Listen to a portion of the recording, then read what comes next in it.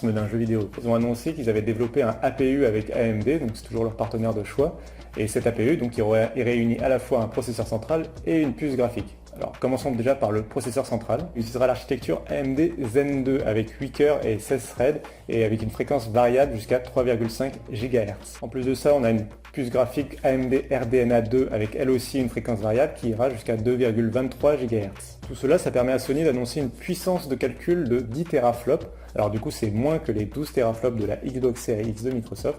Surtout que cette puissance, ils ne l'atteindront que par un pic. On a parlé de fréquence variable justement. La console sera capable d'ajuster sa puissance en fonction de la charge demandée par le jeu vidéo.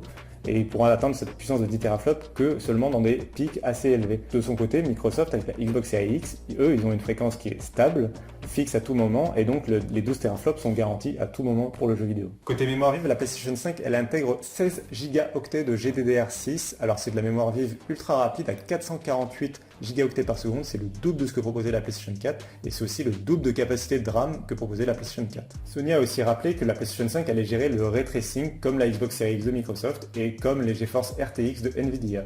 Si vous voulez tout savoir sur cette technologie, je vous invite à aller lire notre dossier dédié sur Frandroid. En plus de la puissance graphique ou du SSD, il y a un autre composant qu'il va vraiment falloir prendre en compte avec la Next Gen, c'est la puce audio. Le son, c'est justement un élément qui est beaucoup trop négligé d'après Sony actuellement sur les consoles de jeux, et c'est quelque chose qu'en améliorant, on pourrait justement renforcer l'immersion dans les jeux vidéo en imaginant le son vraiment tout autour de vous comme un son ambiant. Ça vous permettrait de repérer facilement les ennemis et ce genre d'éléments dans un jeu vidéo.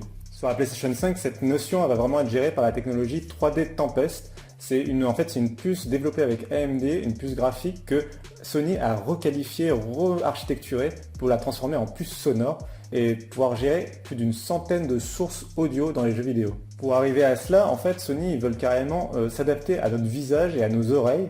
Alors ils savent pas encore exactement comment ils vont réussir à le faire. Est-ce que par exemple on pourra envoyer une photo de notre oreille pour que Sony arrive à adapter son algorithme spécifiquement pour notre home cinéma à la maison?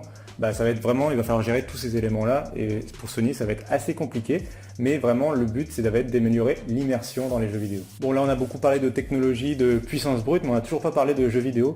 Ça tombe bien, Sony non plus en fait dans sa conférence ils n'ont pas présenté de jeux vidéo, ils n'ont même pas présenté de vidéos techniques qui permettraient de se rendre compte un peu de ce dont on parle, quel rendu ça pourrait avoir sur un jeu PlayStation 5 par exemple. Non, ils n'en ont pas parlé.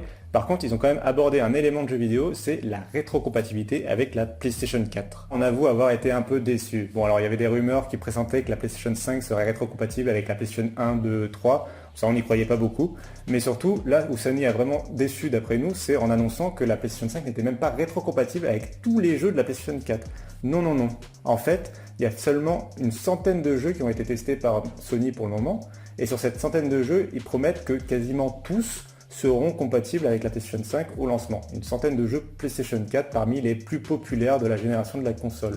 C'est quasi rien par rapport aux 4000 jeux qui ont été publiés sur la PlayStation 4 pendant son existence. Alors bien sûr, Sony pourront toujours ajouter des nouveaux jeux compatibles plus tard dans la vie de la PlayStation 5, mais quand même, on avoue avoir été un petit peu déçus par ça, parce que concrètement, ça veut dire que les joueurs qui achèteront une PlayStation 5, qui troqueront leur PlayStation 4 pour une PlayStation 5 à son lancement, ils perdront l'accès à certains de leurs jeux, quoi. Voilà, là on a fait le tour de tout ce que Sony a présenté avec sa PlayStation 5, mais comme vous pouvez le voir, il manque un paquet de choses. Sony, ils n'ont toujours pas annoncé le design de leur console, ils n'ont même pas montré la manette de la console, et ils ont encore moins annoncé le prix ou une date de sortie précise. On a encore plein de questions à se poser sur la PlayStation 5, comme son interaction avec le cloud gaming, les services de Sony, même l'interface logicielle de la PlayStation 5, mais tout ça, Sony y répondra plus tard dans l'année. En revanche, même si on n'a pas de date de sortie précise, Sony a quand même promis à nouveau que la PlayStation 5 sortirait en fin d'année 2020, et ça, Microsoft l'avait aussi fait pour la Xbox Series X. Malgré la situation actuelle qu'on connaît, ils ont quand même promis que les consoles ne seraient pas retardées a priori.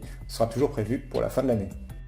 On a vraiment hâte de découvrir tout ça, mais pour l'heure, c'est le moment de vous dire merci à toutes et à tous d'avoir suivi cette vidéo tournée dans des conditions un petit peu particulières. N'hésitez pas à lâcher un pouce bleu si cette vidéo vous a plu et à nous dire dans les commentaires ce que vous avez pensé de la présentation de la PlayStation 5. Nous, on se retrouve très vite pour d'autres vidéos sur Frandroid, et surtout, n'oubliez pas, restez chez vous, prenez soin de vous et surtout prenez soin des autres. À bientôt. Ciao.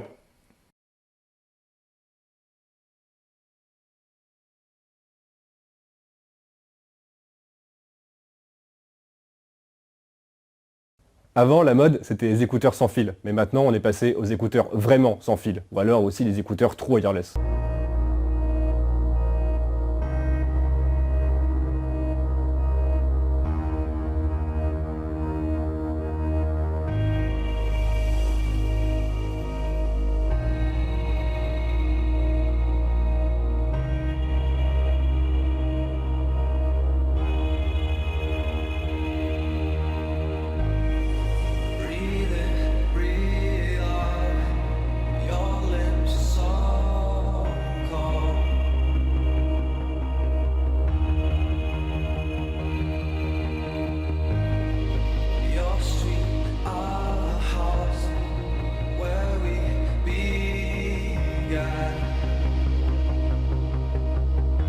kings and your home.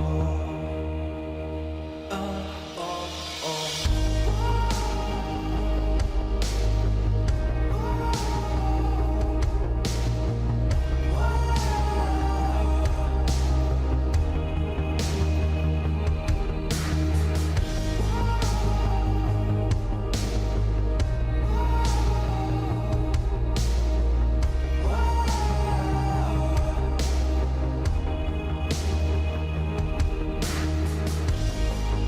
We won't be alone.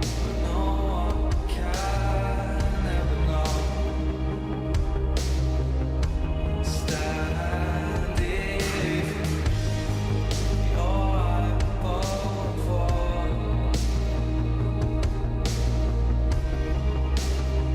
We will never let down.